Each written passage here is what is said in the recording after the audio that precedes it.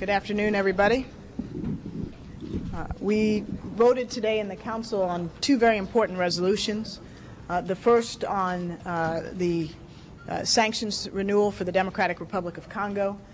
The new resolution put important and needed emphasis on the need to prevent the continued illegal exploitation of Congo's minerals, including its gold, which is funding the rebels and the fighting in Congo. This is an important step and one on an issue that we're greatly concerned about and will continue to follow closely, including in the context of the MONUC renewal, which comes up shortly.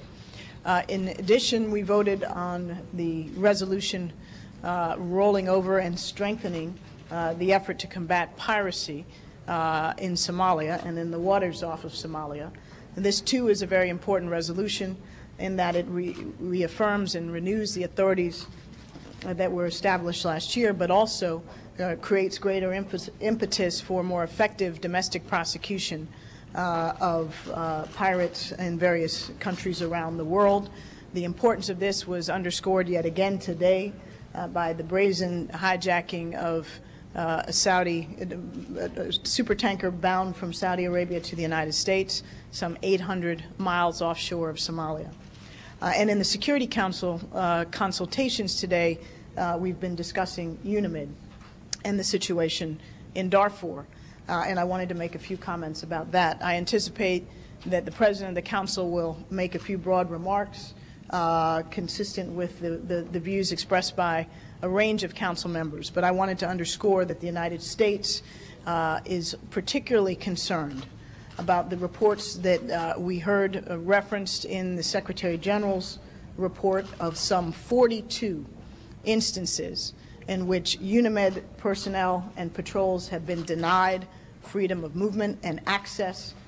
These quite directly and seriously contravene the terms of the Status of Forces Agreement the government of Sudan has committed to. It impedes UNAMID's ability to protect civilians and do its vital work, and it is utterly unacceptable, as are the threats by the government of Sudan against UNAMID and its personnel, threats that are amply documented in the Secretary General's report.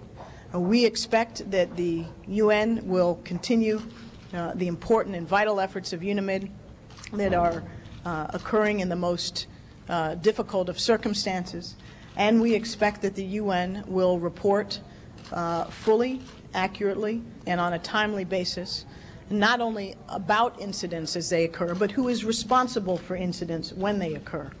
And the sort of efforts that we saw today by the permanent representative of Sudan in the chamber to try to bully and intimidate the United Nations into not reporting fairly and accurately will not be tolerated, and we will insist on and continue to expect timely and full reporting on these incidents and a clear accounting for who is responsible, so that we and other members of the Security Council can employ this vital information in the implementation of our national and our collective policies.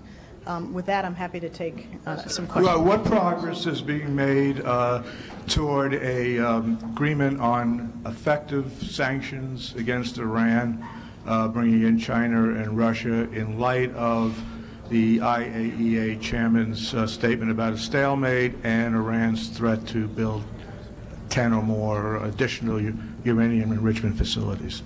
Well, first of all, let me underscore that the Board of Governors of the IAEA demonstrated a great deal of unity as well as a great deal of resolve in passing the resolution that they did last week. We view the Iranian announcement, if it is in fact accurate and implemented, that they intend to build 10 additional facilities, as completely inappropriate and further isolating Iran from the international community.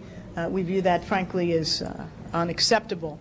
And while we have been and will remain in close consultation with our P5+1 partners on the way forward, we have said that this is a dual-track effort.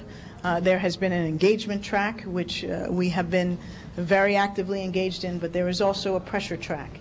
And as Iran makes choices that seem to indicate that it is not at this stage ready and willing to take up the offers on the engagement track, then we will put greater emphasis on the pressure track. Time is short, and we are serious about implementing to the fullest extent that dual track policy.